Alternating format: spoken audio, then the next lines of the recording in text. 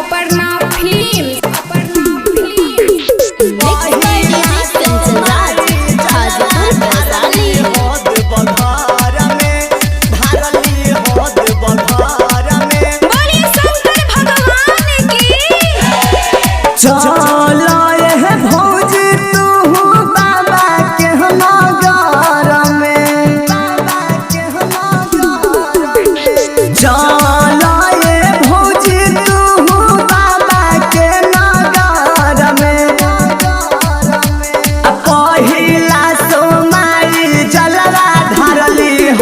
घर में पहिला सोमारी जलवा धरली हद बघर में होई ना थकान गाजा मरली हो तू संग में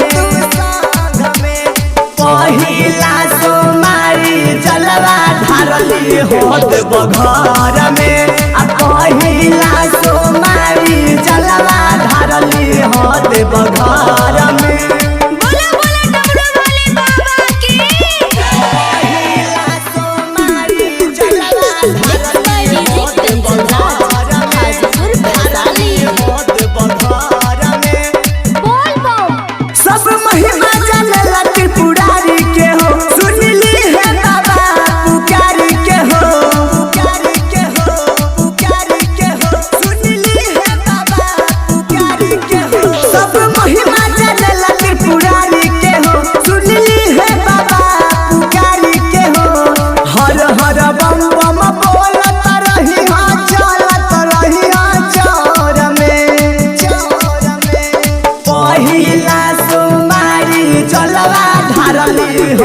बघर में पहिला सोमारी जलवा धरली हद बघर में।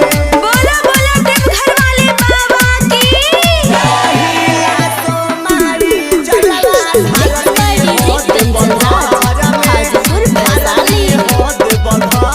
में।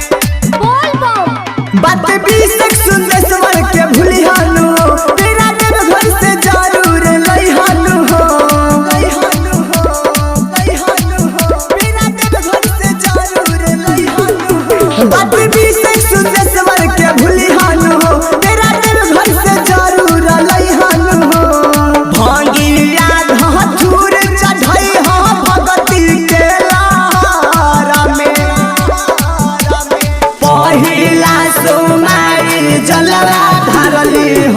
बघर में पहिला सोमारी जलवा धरली हद बघर में। मिक्स वाई अपर्णा रिकॉर्डिंग स्टूडियो देसरी बाजार वैशाली।